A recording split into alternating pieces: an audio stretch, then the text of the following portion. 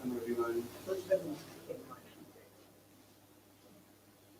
Today we are again assembled to um, not go through but really explore and enjoy the autobiography.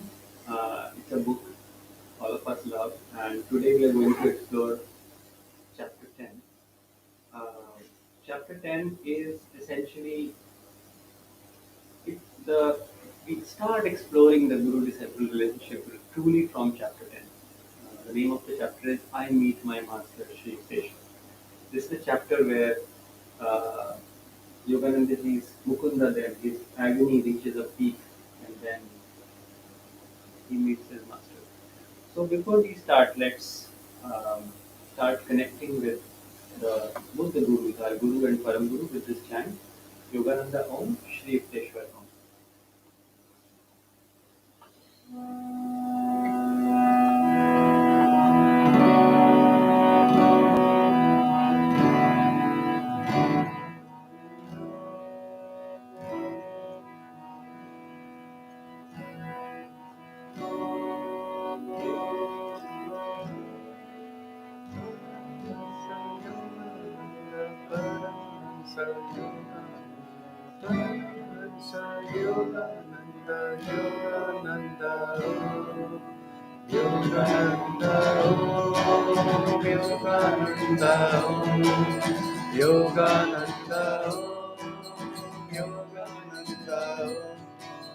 Yogananda, Yogananda, Paramahansa Yogananda, Paramahansa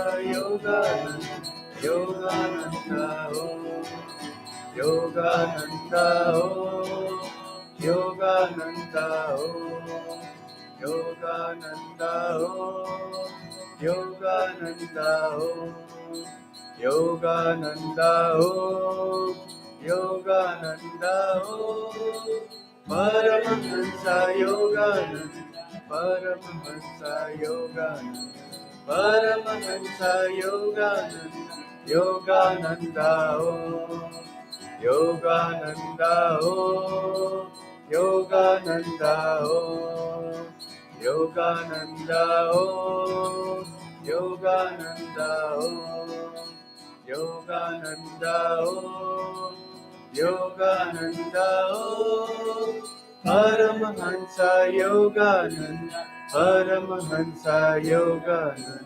Paramahansa Yogananda, Yogananda, Yogananda, Yogananda, Yogananda, Yogananda, Yogananda, Yogananda, Paramahansa Yogananda, Paramahansa Yogananda, Paramahansa Yogananda, Yogananda, Yogananda, Yogananda, Yogananda, Yogananda, Yogananda, Yogananda, Paramahansa Yogananda,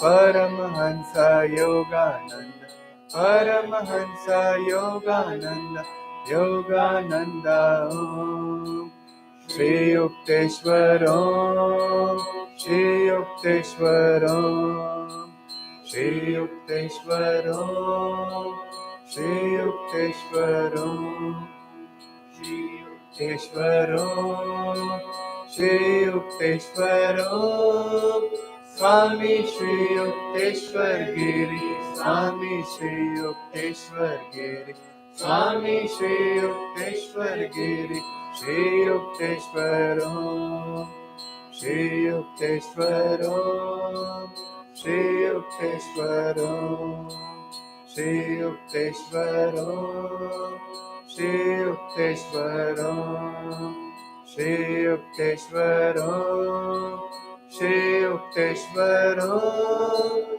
Swami Shri Yukteswar Giri, Swami Shri Yukteswar Giri, Swami Shri Yukteswar Giri, Shri Yukteswaram, Shri Yukteswaram, Shri Yukteswaram, Shri Yukteswaram, Shri Yukteswaram, Shri Yukteswaram, Shri Yukteswaram, Swami Shri Yukteswar Giri, Swami Shri Yukteswar Giri, Swami Shri Yukteswar Giri, Shri Yukteswaram, Shri Yukteswaram, Shri Yukteswaram, Shri Yukteswaram, Shri Yukteswaram, Shri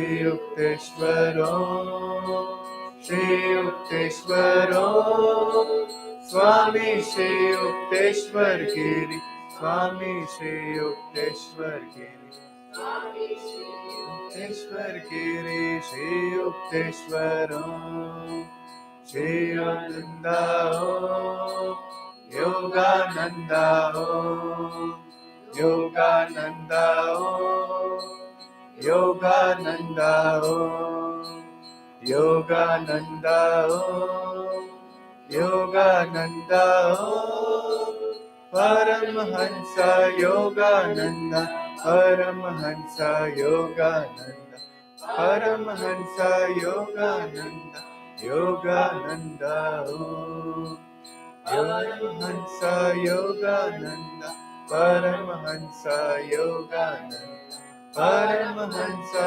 Yogananda, Yogananda Om, Paramahansa Yogananda, Paramahansa Yogananda, Paramahansa Yogananda, Yogananda Om, Yogananda Om, Yogananda Om, Yogananda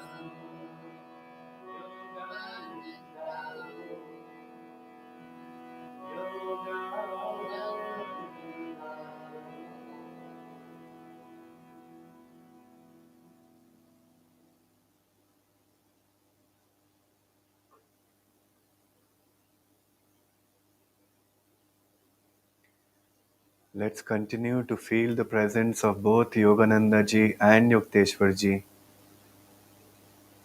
Let's draw their presence into this gathering in our hearts. Let's pray together with folded palms. Heavenly Father, Heavenly Father, Divine Mother, Divine Mother, Friend Beloved God, Friend Beloved God, Jesus Christ, Jesus Christ, Babaji Krishna, Babaji Krishna, Lahiri Mahashay, Lahiri Mahashay, Swami Shri Yukteswar, Swami Shri Yukteswar, our beloved Gurudev, Beloved Paramhansa Yogananda, Paramahansa Yogananda, saints and sages of all religions, saints and sages of all religions, humbly we bow at thy feet. humbly we bow at thy feet. Dear Gurus, Dear Guru, thank you for accepting us as your disciples. thank you for accepting us as your disciples. May we feel your presence today, May we feel your presence today, so that you may bestow us so that you may bestow us with the intuitive understanding with the intuitive understanding to understand the wisdom to understand the wisdom of all that is contained in this book. of all that is contained in this book. Help us to expand our cup of consciousness, Help us to expand our cup of consciousness, to absorb the ceaseless inspiration. to absorb the ceaseless inspiration, Guide us and flow through us. guide us and flow through us. Allow us to be your channels, Allow us to be your channel, so that we may share the teachings so that we may share the teaching with the right attitude and understanding. with the right attitude and understanding. Om.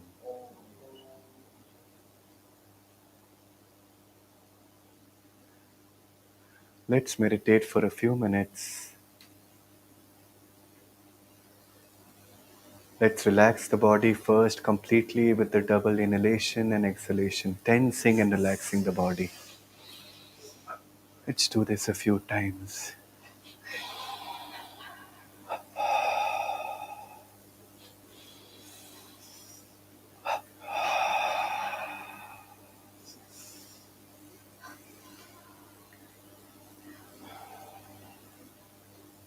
Let's take that relaxation into deep stillness.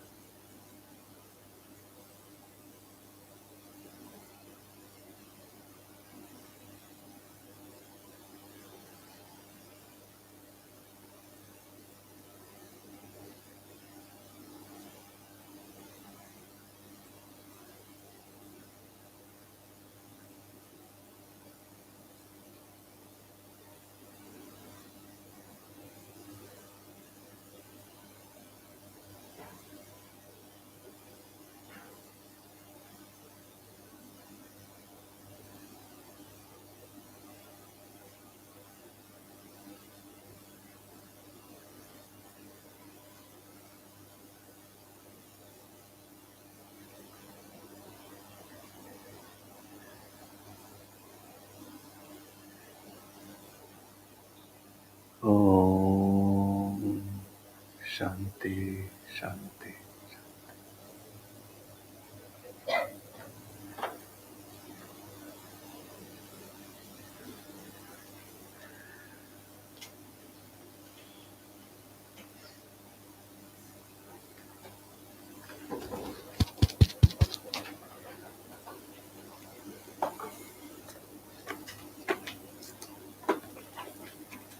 So before we get on with the chapter,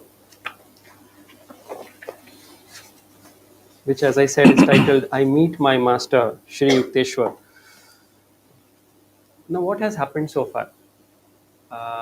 We have already seen that Yogananda ji has come through this journey where he's had his own sadhana, which he has done. He's had a few teachers so far.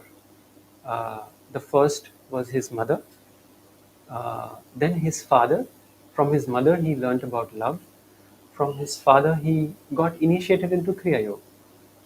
But a still deeper initiation into Kriya Yoga happened with Shastri Mahashay. If you'll remember, Shastri Mahashay is the Sanskrit tutor who was employed by his father when Mukunda, as Yogananda ji was known in his boyhood, when Mukund Lal Ghosh, he was trying to run away from his home repeatedly. Then finally his father said that, look, no running away, and please complete your high school at least before you plunge full time into the search of God.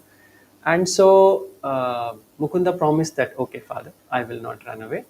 And to keep him interested, what he did was he employed a Sanskrit tutor who was Shastri Mahashay, I think Kebalanandji, right? Swami Kebalanand.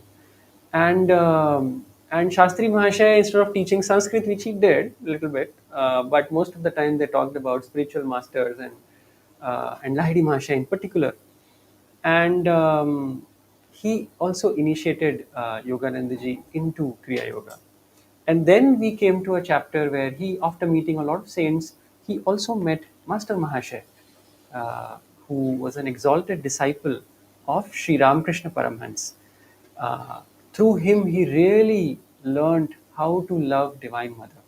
And through his grace and intercession, he finally was able to get the darshan of Ma, and his heart, which has been burning since he was a child when he lost his mother, that heart finally got some rest.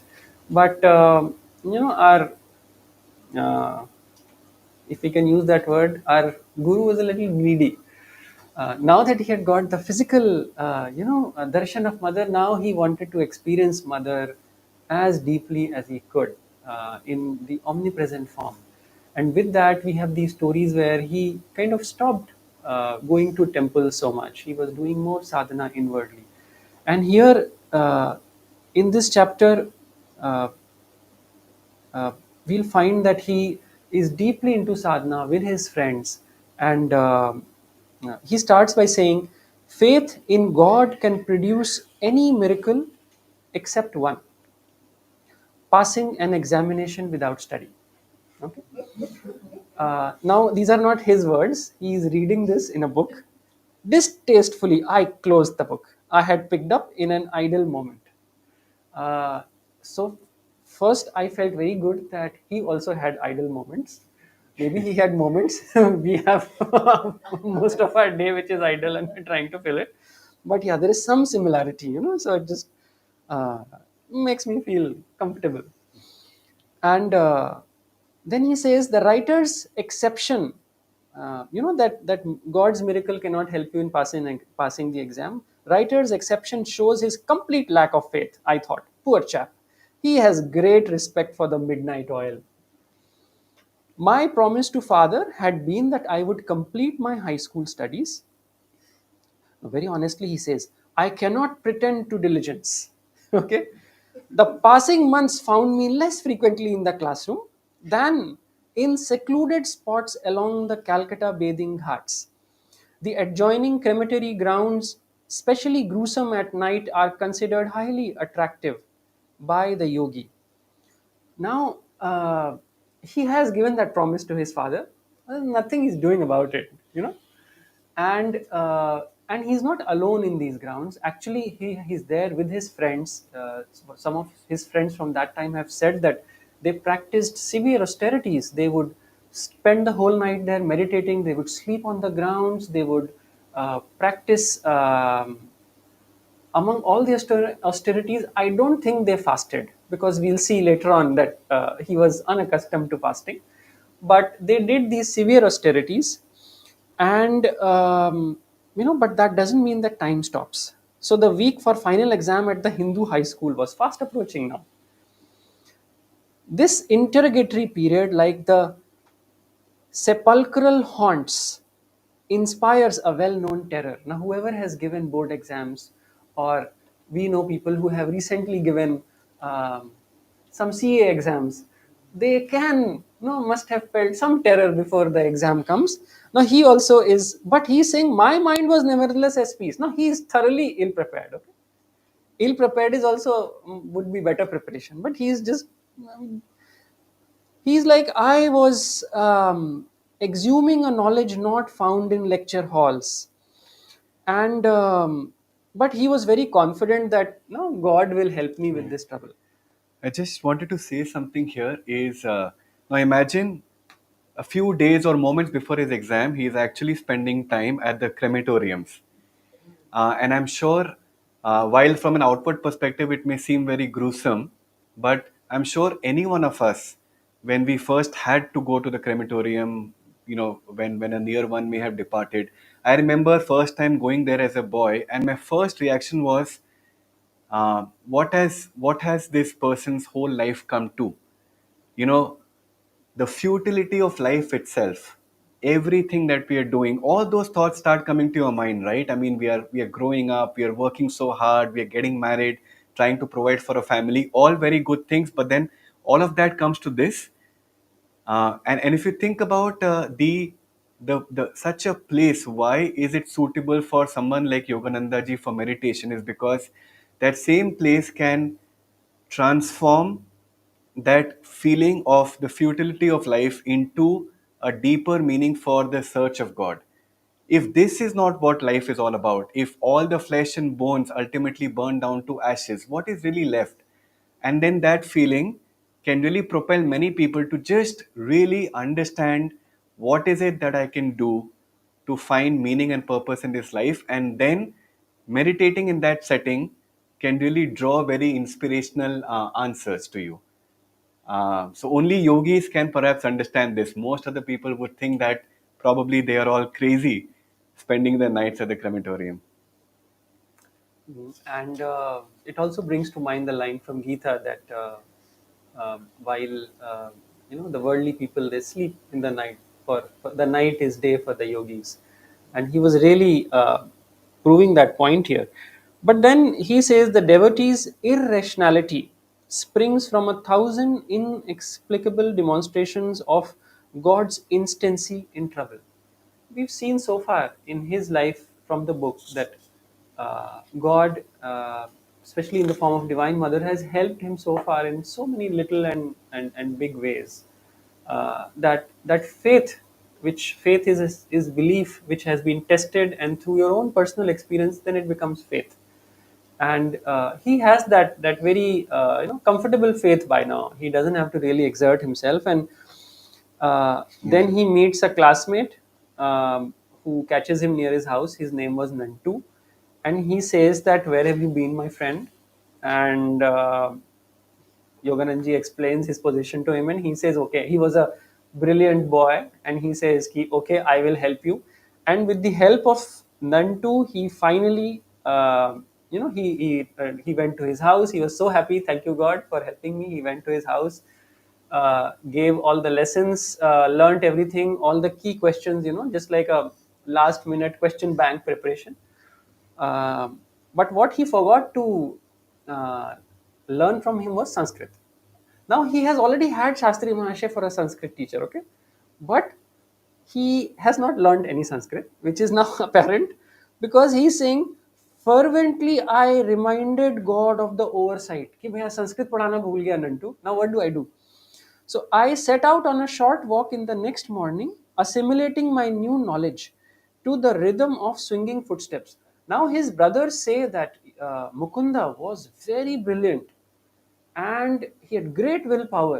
His capacity to remember also, his very sharp memory, and when he would apply himself, he would do very well. I mean, passing an exam just in by one nights of study is not a joke. I mean, even with God's help, I mean, you have to remember it, right? So here in the morning, he's up in the morning, he's actually applying himself diligently, reminding, going over, repeating whatever Nantu had taught him.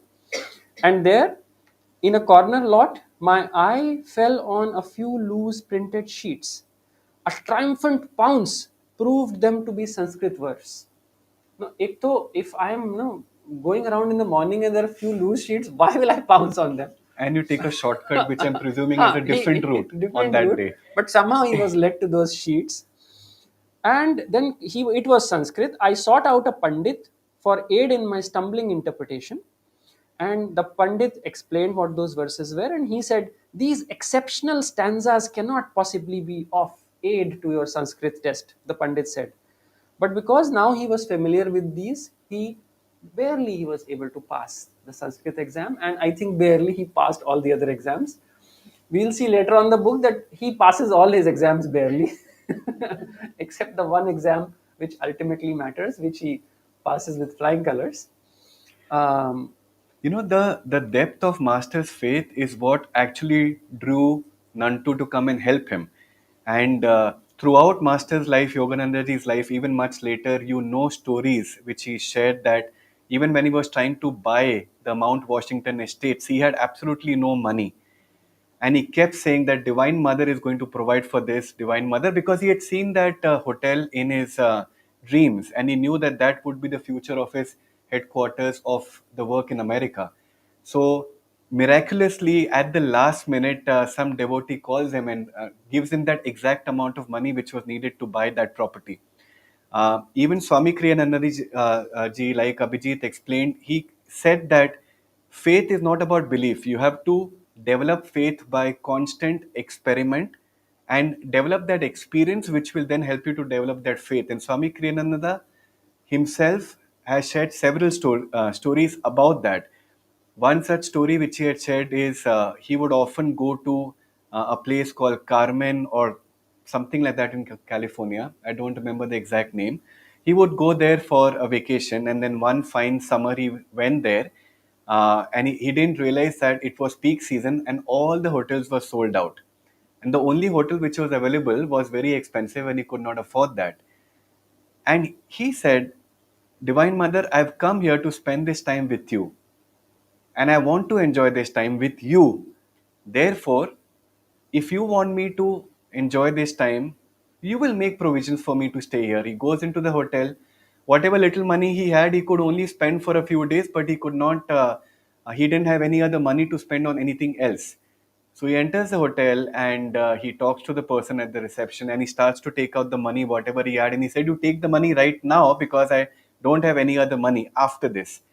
So the receptionist said that, there is something in me that tells you that I should grant you this stay for free, and I will sign you up as an agent. The next day, Swamiji has lunch with the owner of the hotel, and the owner said, you are like a friend to me. You don't need to pay for this lunch as well. So this is just one small example of how Swamiji experimented. So, little by little moments of our daily life, starting with the smaller things of our life, we should test our faith. We should see if there is any kind of a divine response. And then we should make a note of that divine response, because later, when we are faced with a similar situation and when we have any doubt, we then have to trust ourselves and we have to trust God to be able to help us in those situations. And that is exactly what is happening with Yogananda right now. The terror is there, but at the same time, he's got peace in his heart, knowing that exams are there. So what? I know God will come and help me. And this also reminds me of something very beautiful that Nayaswami Ashaji had said. She said that spiritual progress is not about not having fear. It is about having fear, but then also having the faith that God will give you the strength and courage to meet with any challenges. Yes, and there's a beautiful talk by Swamiji, which where he has really explained how you can develop this faith. Maybe whenever you find time, you can go through that talk. Um, so barely he has passed his exam. Now he's a high school student, passed, and father was pleased that I had kept my word and concluded my secondary school course. My gratitude sped to the Lord, whose sole guidance I perceived in my visit to Nantu and my walk by the unhabitual route of the debris filled lot. Playfully, he had given a dual expression of his timely design for my rescue. And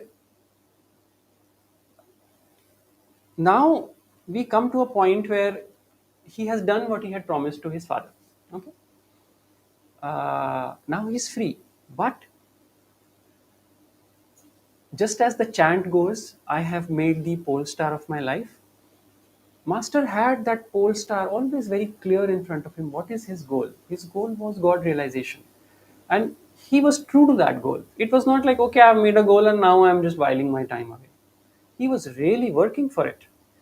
And that meant that in that reaching out for that goal, he also faced a lot of obstacles from his family, from society, general expectation that you will pursue such and such education, that you will get married. His family tried to get him married, as we learn later on, twice, and twice he hoodwinked them. I think the last time he got the bride married to his cousin. I mean, that was a good I don't one. know how he pulled that off. Yeah, and I'm sure the cousin would have later on said, "Hmm." Now I know.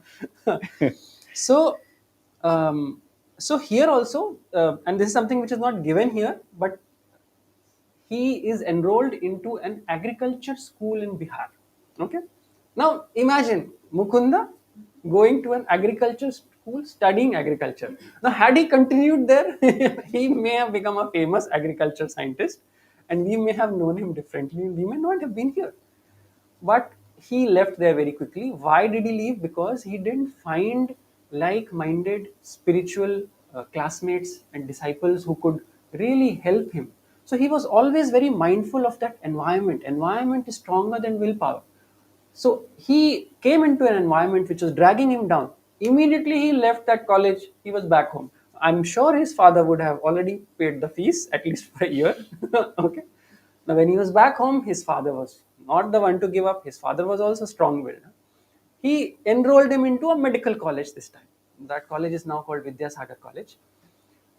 Now, he's going to become a doctor. He bought an almirah full of books, reference material, study material. Okay, he didn't attend a single day of class because meanwhile he met a visiting Swami called Swami Dayanand, who had a hermitage, an ashram in Banaras, which was called Bharat Dharm Mahamandal, and we'll come to that now. And he met that Swami, both of them had favorable impression of each other, and then he decided to join that hermitage. And now he says, in my new dignity, I was now openly planning to leave home. uh, June 1909 he passed high school, and I think now we are reaching October 1909. So 3 months he's in 3 months, two colleges done. Huh? So now he's saying, together with my young friend Jitendra Mazumdar, I decided to join a Mahamandal hermitage in Banaras and receive its spiritual discipline. Now, as he's going to go, he is also human, and he really he is called Premavatar. His heart is full of love, and also for his family. He was not someone who left his family behind. He always came and helped his family spiritually and otherwise. So now we see, as a boy of 16 years, a desolation fell over me one morning at the thought of separation from my family. Since mother's death, my affection had grown specially tender for my two younger brothers, Sananda and Bishnu. I rushed to my retreat, the little attic which had witnessed so many scenes in my turbulent sadhana. After a 2 hour flood of tears, I felt singularly transformed, as by some alchemical cleanser. All attachment disappeared. My resolution to seek God as the friend of friends set like granite within me. I quickly completed my travel preparations. Lahiri Mahasaya always counseled whoever came to him. I have this problem, emotional problem, physical problem, health problem. Somebody is troubling me. I have this enemy who is not letting me be. He would say, do more kriya, meditate more. And one would think, how can that be a solution to all problems?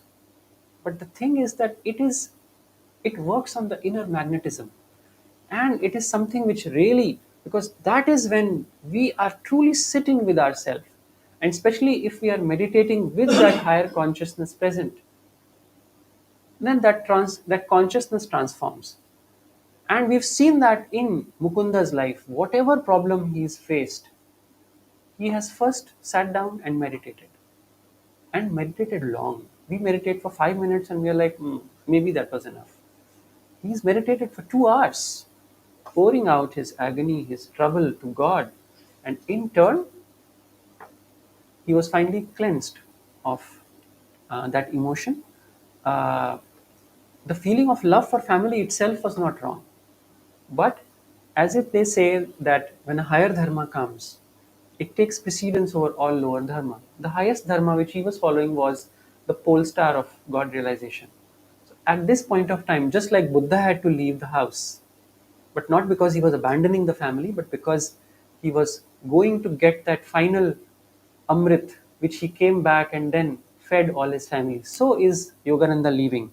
And when his father pleads him and says, "Do not forsake me and your grieving brothers and sisters," Mukunda says, "Revered father, how can I tell my love for you? But even greater is my love for the Heavenly Father, who has given me the gift of a perfect Father on earth. Let me go, that I someday return with a more divine understanding." And this leads to reluctant parental consent, and he went and then joined Jitendra in the hermitage led by Swami Dayananda, who was tall, thin, of thoughtful mien, and he impressed me favorably.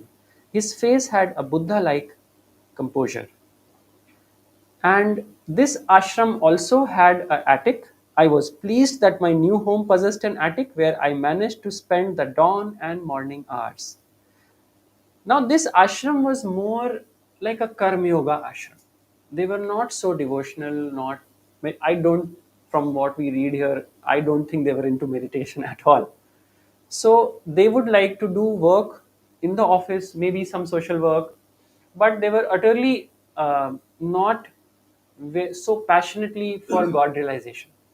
And so when he so even though they really admired him for his organizational duties, but they said, "Don't try to catch God so soon." This ridicule from a fellow resident accompanied one of my early departures towards the attic. So he went to I went to Dayananda, busy in his small sanctum overlooking the Ganges. "Swamiji, I don't understand what is required of me here. I am seeking direct perception of God. Without Him, I cannot be satisfied with affiliation or creed or performance of good works." Now, of course, later on we see Dayananda, uh, while he supports him, but not really supports him also, and he says that he will learn our ways, which means he will mold himself into our color. But that molding would have meant leaving his zeal for God, for which he was not going to do that. And we'll see that later on when he meets his guru also. There also, even though he has found his guru, he tells him, he puts his condition down, that okay, you have accepted me as a disciple, great, but this is my condition: you will give me God, only then I will accept you as a guru. Huh? Now that takes courage, but he does that. And this to me is especially a reminder for those of us who actively serve our guru's work, that while we do that in the business, let us never forget that the real goal while we are here, while we are serving, uh, is that pole star, and always be mindful of that energy, that ray which is flowing through us. So while it is great to serve the guru's work as much as we can, but with the right attitude and never letting go of the final goal. And Dayanandaji also asks him to return the money his father was sending, so he's done that. And he also tells him, "Don't ask anyone to give you food." And Mukunda was used to, no, he used to eat well. His regular food he used to get at 9 o'clock, and he says, "I had been accustomed in my home to a large breakfast at 9 o'clock, but the first hermitage meal was 12 noon, 3 hour delay." You know, a 16-year-old 3 hour delay is a huge thing, right? 3 hour gap became daily more interminable. Gone were the Calcutta days where I could rebuke the cook for a 10-minute delay. Now I try to control my appetite. Now, Dayanandaji once was gone for 15 days. He was traveling. So, just before his arrival, one day I undertook a 24-hour fast. With double zest, I awaited the following midday meal. Okay. But the news comes. Dayanandaji's train is late. We are not going to eat until he arrives. Jitendra brought me this devastating news. Okay. As a gesture of welcome to the Swami who had been absent for 2 weeks, many delicacies were in readiness. An appetizing aroma filled the air. Now the boy is hungry. There's aroma, but he cannot eat. Nothing else offering. What else could be swallowed except pride over yesterday's achievement of a fast? Lord, hasten the train. The heavenly provider I thought was hardly included in the interdiction with which Dayananda had silenced me. So he said, okay, I won't ask anyone else for food, but God, of course, I'll ask. No, please hasten the train. I need food. But the train is delayed even more. And by the time Dayanandaji actually comes and the meal is served, it is 9 o'clock in the night. And meanwhile, Mukunda is thinking the next Banaras death from starvation is due at once in this hermitage. Now, when the food was served, he says, in memory, that meal is vivid as one life's perfect hours. Intense absorption yet permitted me to observe that Dayananda ate absent mindedly. He was apparently above my gross pleasures. So, happily surfeited, I was alone with the leader in his study and he asked, Swamiji, aren't you hungry? Oh, yes, I have spent the last 4 days without food or drink. Okay, last 4 days, Dayananda, without food or drink. I never eat on trains filled with the heterogeneous vibrations of worldly people. Strictly, I observe the Shastric rules for monks of my particular order. Certain problems of our organizational work lie on my mind. Tonight at home, I neglected my dinner. What's the hurry? Tomorrow, I'll make it a point to have a proper meal. He laughed merrily. Shame spread within me like suffocation. But the past day of my torture was not easily forgotten. I ventured a further remark. Swamiji, I am puzzled. Following your instructions, suppose I never ask for food and nobody gives me any? I should starve to death. Die then. This alarming counsel split the air. Die if you must, Mukunda. Never admit that you live by the power of food and not by the power of God. He who has created every form of nourishment, he who has bestowed appetite, will certainly see that his devotee is sustained.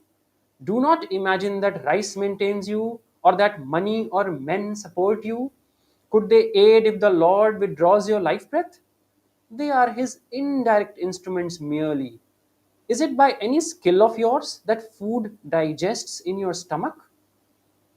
Use the sword of your discrimination, Mukunda, cut through the chains of agency and perceive the single cause. I found his incisive words entering some deep marrow. Gone was the age old delusion by which bodily imperatives outwit the soul. There and then I tasted the Spirit's all sufficiency. In how many strange cities in my later life of ceaseless travel did occasion arise to prove the serviceability of this lesson in a Banaras hermitage? So many different learnings here, but the first thing that comes to my mind is the same Mukunda who was practicing perfect faith earlier when it came to his examinations. When it came to his stomach, he did not have that same level of faith in God that it will be provided for, and that is a lesson which is being taught to him here. And so many times, like earlier, we spoke about how do you practice faith on a day to day basis. What is also important is that when you realize that God is providing for one aspect of life, God will surely provide for a completely different aspect of life either. Normally, what happens with us is that, let's say, if I constantly find myself in a challenging situation at work, and one after another, God is able to help us through those difficult challenges at work, we assume that next time office में कोई problem होगा, ठीक है, I'm more relaxed because God is there with me. But then the moment I have a not so harmonious relationship with somebody in the family, again I begin to have doubts. Again I begin to suffer, and we have anxiety, and we don't know how to deal with a new situation. And we expect God to prove himself again and again in his capacity to help a devotee, rather than having that complete faith that in every situation we need to have that awareness and that faith that of course God will be able to provide for everything. Now coming to the concept of fasting, even, right? In India, people fast for all sorts of reasons, and when I was growing up, I would see people around me, my parents, practicing ekadashi. But Today's then, Ekadashi. today's Today's ekadashi. Ekadashi. Well, perfect, perfect. Great opportunity to fast with the right attitude, which is what is being taught to us here, because I would see family members practicing their fasting by saying sabudane ka khichdi kha lete hai, sweet potato, oh, these are all the sorts of things which you're allowed to eat. So what's the harm? Have double or triple the quantity of those foods which were allowed in one meal, so that you compensate for the hunger which you had in some other time of the day. And but what is the real intention of fasting? It is exactly what Dayanand ji says here. Do not imagine that rice maintains you or that money or men support you. It is your life breath which is flowing through your system. And anyone who's perhaps not done Kriya Yoga, once you get initiated into Kriya Yoga, you're able to feel that life currents flowing through your astral spine. And that is the life current which is being referred to here. And when you have periods of deeper, longer sadhana, where you are able to do several rounds of Kriya, each one of us can individually come out of it and understand that if you had a deep sadhana, you can go for hours or maybe even the full day without feeling the need to eat anything. And that is when you realize that you can directly live on that life force. That is the only thing which is sustaining you, and not food, because food provides you with an indirect source of energy. But life force provides you with a direct source of energy. And that is the whole reason for fasting. When you fast, we have to fast with that attitude that what is it that I'm trying to learn here? Can I pass my entire day knowing that I will be very well sustained with that energy which is flowing through me? And his prayer was answered finally at 9 o'clock in the night. He got a good meal, which he ate also nicely, unlike the Anandaji. But uh, God and Guru, they sometimes delay answering of prayers to teach a lesson. And this was the lesson here. But also, all credit to Mukunda that whenever a lesson comes, he's quick to learn. And we've seen that over and over. And here, Dayanandaji has said this. He heard these words and it immediately transformed him, not at a mental level. It really changed him immediately because he could see the truth of what he was saying. And this brings to us. We've also heard these words. I just said them. I also heard them. But how much have we been able to really take it deep inside? And that shows the difference of the ability to really listen and learn. And that ability to learn is what we all need to really inculcate. And with this, of course, we'll skip a little. And now, he's having a very bad relationship with people in the ashram who don't like his meditations. And torn by spiritual anguish, I entered the attic one dawn, resolved to pray until answer was vouchsafed. Again, he was in trouble. He's praying, meditating. Merciful Mother of the Universe, teach me thyself through visions or through a guru sent by thee. The passing hours found my sobbing pleas without response. Now he has that intense concentration. He already has visions of Mother. He has that intense faith. But still, passing hours have found no response. But he's not giving up. He's continuing. And then, "Thy master cometh today." A divine womanly voice came from everywhere and nowhere.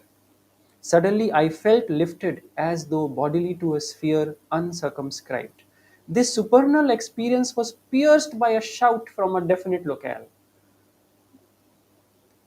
And there was a young priest called Habu who said, "Okay, now you come with me. We have to go for an errand. You're spending too many hours working." So he goes with Habu and he together. They walk and they are going down the lanes of Banaras. Who all we've been to Banaras, we know the inconspicuous lanes. And in one such lane, he turned his head and saw a Christ like man in the ochre robes of a Swami stood motionless at the end of the road. Instantly and anciently familiar he seemed. My gaze fed hungrily for a trice. Then doubt assailed me. You are confused. You are confusing this wandering monk with someone known to you, I thought. Dreamer, walk on. Now he walks on, but then he finds that he's not able to walk. And he realizes that that saint is magnetically pulling me. And when he realizes that, he immediately turns back and retracing my steps as though wing shod, I reached the narrow lane. My quick glance revealed the quiet figure, steadily gazing in my direction. A few eager steps, and I was at his feet. So finally, um, the you can say the words of Babaji, which he said to Yukteswar Ji in 1994 Kumbh Mela, when he said, "I will send you a disciple that you have to train for for spreading the message of yoga in the West." That disciple has finally, after 16 years, this is 1910 now, he has met his guru. Well, Uh, what Master also mentions here, sometimes you might think that when Master was trying to walk in one direction, then turning around, then again changing his feet, that it could just be metaphorical. When you read it for the first time, you might think, oh, this is just a nice story which is woven in because he's meeting his master for the first time. But then he adds, to prove that this was actually happening, uh, this is what his friend Habu says. He had been observing my erratic footwork with amazement, which means one direction, another direction, then towards Yukteswarji, then back towards her. So he was observing my erratic footwork with amazement and now burst into laughter. What ails you? Are you crazy? This is exactly the reaction that we would. So I was just trying to visualize how that scene would have actually appeared, that he is genuinely being magnetically drawn to Yukteswarji, but then his human nature is trying to take him away from him again and again. Gurudeva, the divine face, was none other than he of my thousand visions. These halcyon eyes, in leonine head with pointed beard and flowing locks, had oft peered through gloom of my nocturnal reveries, holding a promise I had not fully understood. "O my own, you have come to me." My guru uttered the words again and again in Bengali, his voice tremulous with joy. "How many years I have waited for you." So it's not just that the disciple is waiting for the guru. Like we all feel that we are waiting for the guru, or we waited a long time for our guru and finally I found the guru. But the guru is also waiting for the disciple, maybe more than the waiting that we are doing. We entered a oneness of silence. Words seemed the rankest superfluities. Eloquence flowed in soundless chant from heart of master to disciple. With an antenna of irrefragable insight, I sensed that my guru knew God and would lead me to him. Again, the pole star. He's found his guru, but this is what he perceives. His search for God is always the first thing that is there in his mind. The obscuration of this life disappeared in a fragile dawn of prenatal memories. Dramatic time. Past, present, and future are its cycling scenes. This was not the first son to find me at these holy feet. In such few sentences, he has shared such profound teachings. First, he talks about past, present, and future are its cycling scenes. Now, many of us may not be able to relate to this, but what Master is trying to say is that time, as how we normally know it, is not linear. It is cyclical. And then, of course, you know that Yukteswar ji shared the concept of how all the yogas operate in cycles, the entire universe operates in cycles, and so is time. And what he's referring to, obviously, is the fact that they went back several incarnations. We had spoken about in one of maybe during Yukteswarji's birthday, that in the 11th century, Master was William the Conqueror, and Yukteswarji was Langfranc, the Archbishop of Canterbury, and he was Yogananda's priest, or William Conqueror's priest or counselor during that time as well. So you can imagine, incarnations after incarnations, two souls are coming together with a specific mission in each lifetime, and then they are separated again, and then they are born into this particular life, and when they meet, it just feels like they are meeting after a very long separation. And like Abhijit said, for a disciple, he is probably not aware of it as much as the master is. A guru sees the disciple's entire journey across incarnations, from the time he is being born into a particular family, and the guru waits and waits and waits for that right time for the disciple to come to him, not a minute before, not a minute later. Everything that Yogananda ji has learned up to this point was also very important for him to go through before he meets his guru Yukteswar ji. Somewhat like a parent who really wants to strengthen their their child, would let the child struggle, even though you're aware and you can approach and help immediately, but you would let the child struggle till the point the child is ready for the help, and it can, instead of diminishing the child's capabilities, that help will actually increase the capability. And so here we see Yukteswar ji hasn't approached him before. He had to mature to a certain level to finally meet his master. And my hand in his, my guru led me to his temporary residence in the Rana Mahal section of the city. This is where Yukteswar ji's mother was there, so they go to her mother's house. His athletic figure moved with firm tread. Tall, erect, about 55 at this time, he was active and vigorous as a young man. His dark eyes were large, beautiful, with plumbless wisdom. Slightly curly hair softened a face of striking power. Strength mingled subtly with gentleness. Now, these lines remind me of this photograph. As we see these lines, you can see what Master is seeing actually. And as we made way to the stone balcony of a house overlooking the Ganges, which was his mother's house, he said affectionately, "I will give you my hermitage and all I possess."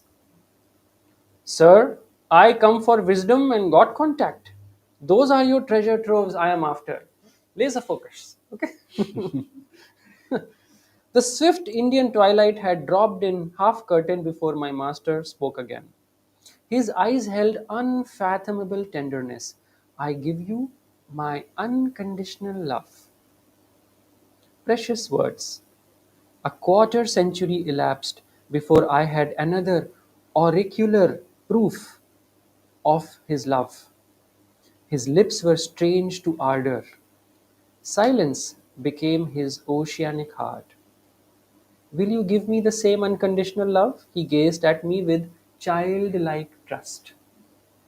"I will love you eternally, Gurudev." Ordinary love is selfish, darkly rooted in desires and satisfactions.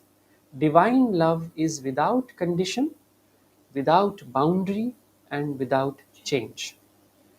Divine love is without condition, without boundary, without change. And this is what is truly unconditional love. Many a time as parents we feel, oh, we love our child unconditionally, but is that love without condition, without boundary, without change? That's a question which each of us needs to ask ourselves. Recently I was talking to Guru Bhai, and we were trying to delve into the concept of impersonal love that masters have for us and what does it really mean. And to the uninitiated or that naive nature in us, it might seem that impersonal love means something which is very detached and remote, where you're trying to hold it back from sharing your love. But I think this one sentence describes impersonal love so beautifully. It is without conditional, so that is something we all know, where we give love no matter what, whether we receive it back or not, doesn't matter. We give it without condition, without boundary, meaning my love or love should not be restricted or focused on one person more than the other. It is without boundaries, where everybody who comes in your presence should be able to feel that love equally. And that is what makes a love impersonal. What makes a love personal is I love only me, my child, and my family, but no one else as much.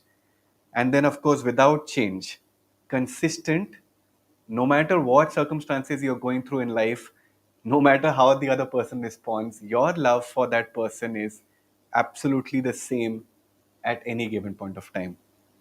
And that is why Guru's love is always that divine love. And even though as disciples, life after life, we continue disappointing, so called, disappointing the Guru, spurning the Guru's love, guidance, but the Guru always is there, always ready to come back and help us whenever we call out. And I've always felt that that is such a great blessing, that all I need to do is call out and the Guru will come. I mean, what if I call out and the Guru says, "Oh, I'm not coming"? You keep calling.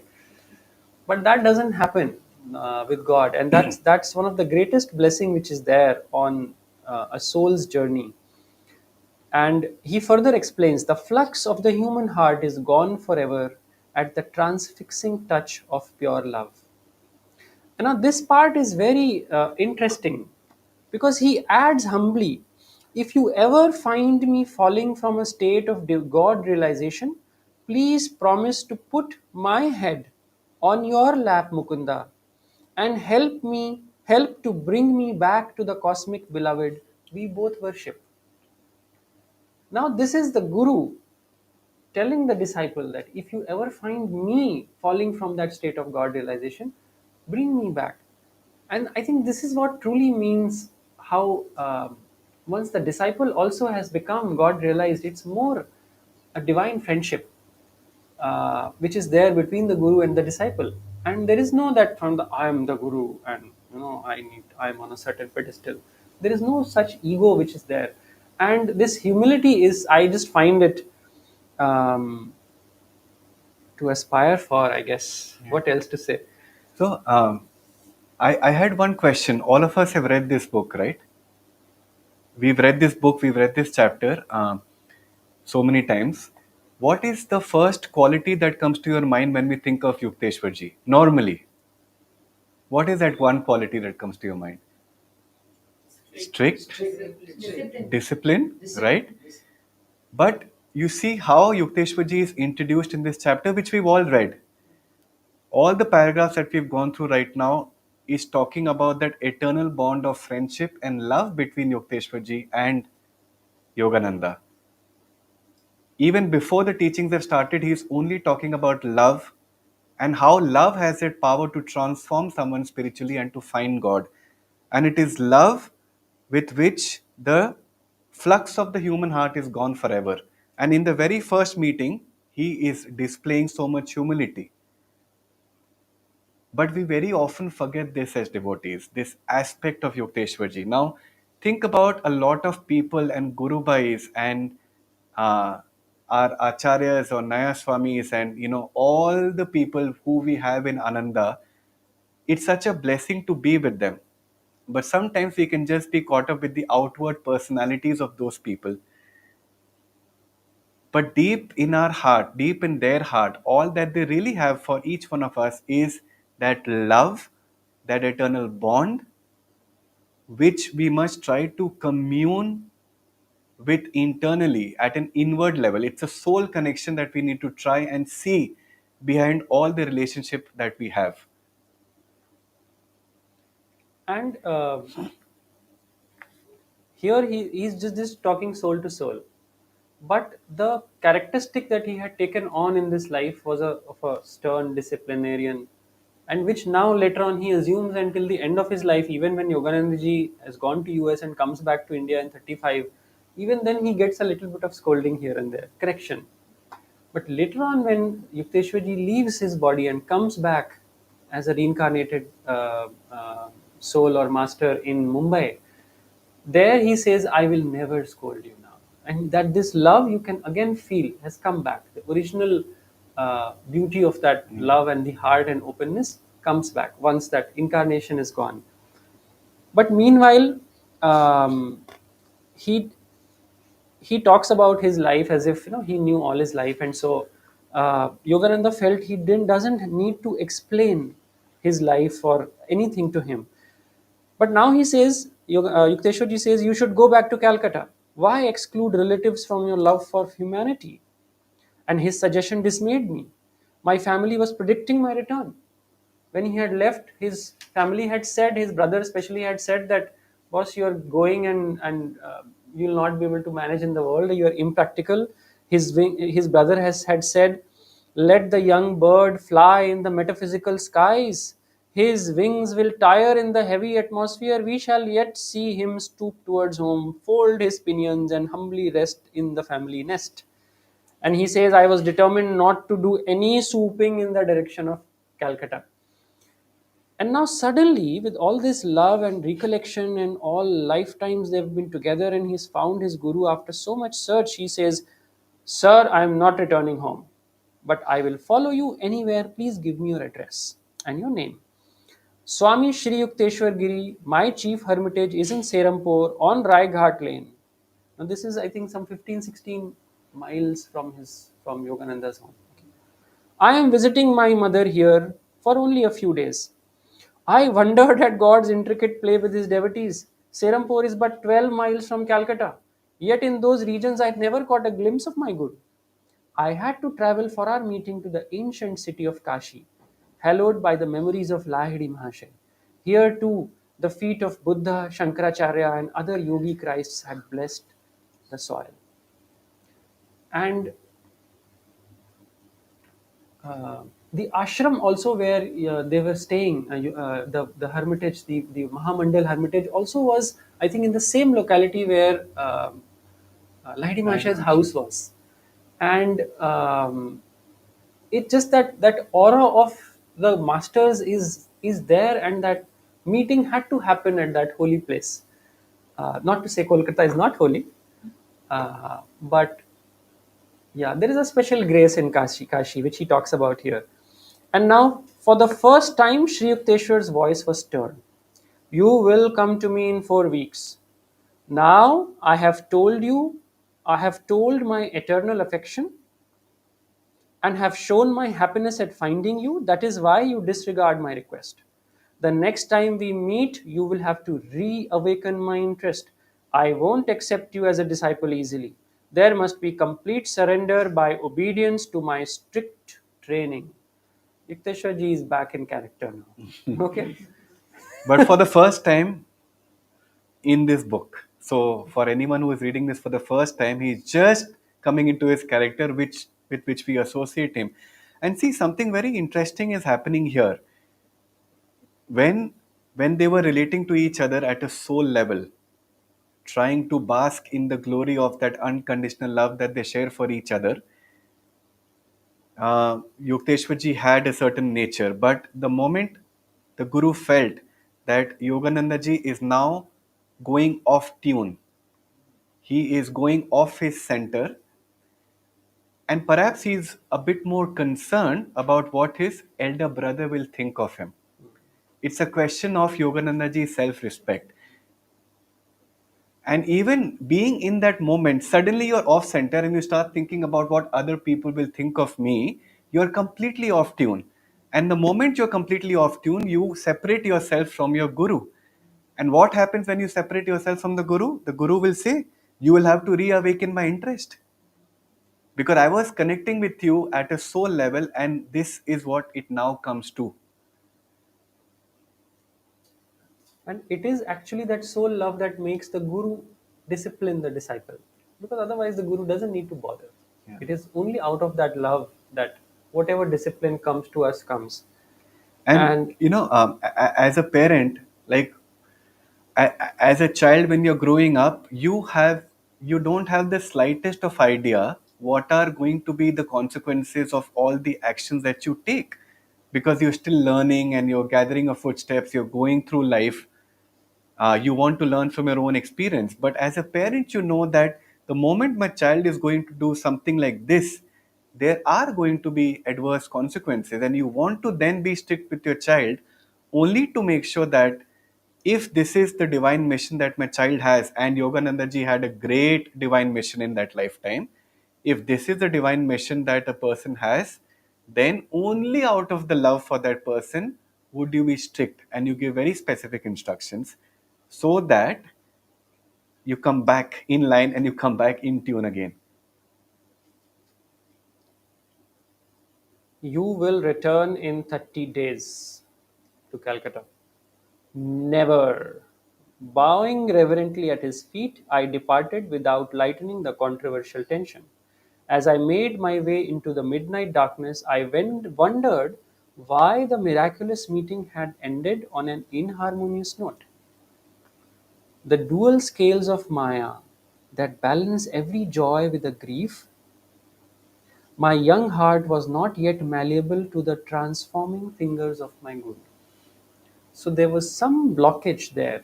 So it is said that if there is no ego blocking the flow of energy, then it just flows freely. Like we had seen, um, um, who was that 300-year-old sadhu who was fed limestone, Don't remember. and immediately the person who fed the limestone, his stomach started burning. The cause and effect took place immediately. Similarly, if there is no ego to block the current, the learn, whatever, the life flows. But if there is any blockage, which means we are yet not malleable to the transforming fingers of life, and life is ultimately the guru, then Maya immediately comes in and the duality starts, because it is ego which splits the one into two. And here the ego was at display. And now the hostilities have increased. And then Dayananda ji leaves for Bombay. Again, Mumbai comes. And they start saying that Mukunda is a parasite. He accepts hospitality of the ashram, but he doesn't repay. And for the first time, he thought that why did he send back the money which his father was giving? And with a heavy heart, I sought out my soul friend Jitendra. I am leaving. Please convey my respectful regrets to Dayananda ji when he returns. But Jitendra says, I will also leave. My attempts to meditate here meet with no more favor than your own. And now the atmosphere lifts. I have met a Christ like saint. Let us visit him in Serampore. And so the bird prepared to swoop perilously close to Calcutta. Now, still he is not decided to go back to home. Huh? He will go to his guru's ashram, but we'll see what happens there later on. And And these stories are so divinely told in this book. Just in the previous chapter, which we've gone through once, which is Master Mahasaya, the blissful devotee and the cosmic romance, that chapter. So Master Mahasaya, after giving him that divine experience in cosmic ecstasy, he tells him, I am not your guru. He shall come a bit later. This is just in the preceding chapter. And then he says, through his guidance, your experience of the divine in terms of love and devotion shall be translated into his terms, into Yukteswar ji's terms of fathomless wisdom. So, the very purpose of Yukteswar ji and Yogananda ji's guru disciple relationship in that lifetime was to help Yogananda ji perhaps balance the romantic idea of the search for God with the practical aspects of the day to day, because ultimately Yogananda ji had to go to the West and he had to share these great teachings with people in the America who would only be able to relate to things very outwardly. And that is exactly why Yukteswar Ji tells him that you must also now complete your college education and degree and those sort of things that begin to happen later in these chapters. So the more you read of these things, more of these aspects and these subtle details start revealing itself to you. And we always have some idea of how we what are our goals in life, how we should be proceeding, but there always it shows Yogananda ji life shows that there has to be that openness, that we don't know the full scale of things. Yogananda ji thought studying is humbug. I want to give up studies as soon as possible. Now that might have been right for many other saints. There are many people who, Yukteswar ji, for example, I don't think he finished any kind of formal education because he didn't need to. That was not his mission. But for Yogananda ji's mission, it was important. And so, even though he found studies such a drag, life and his guru kept bringing him back to what was needed to fulfill the mission of life. And that is also something that we should keep ourselves open to. What is it that's coming which feels right, which feels higher, which feels lighter?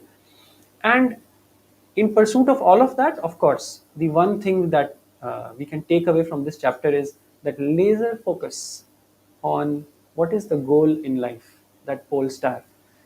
And if we can set that goal at the if we can set that highest goal as our own personal goal, then nothing like it, and follow with that zeal. But even if the goal is not that highest, whatever goal that we've set, I think for our own personal development of our willpower, we should be at it with that laser focus. Um, I think with that, we'll just close with a. Should we do an arti quickly? Yes. Please do an arti.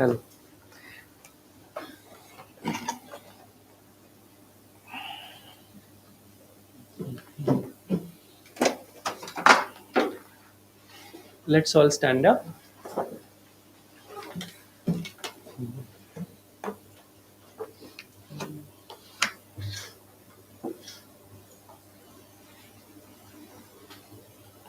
I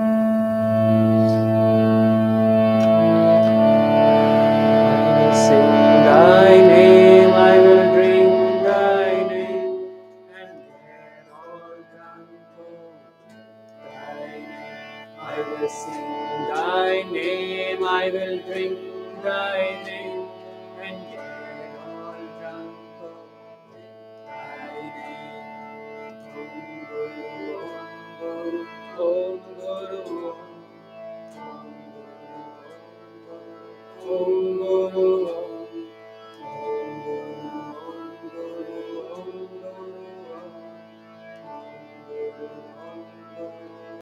Guru, I will sing thy name, I will drink thy name, and get all drunk over thy name. I will sing thy name, I will drink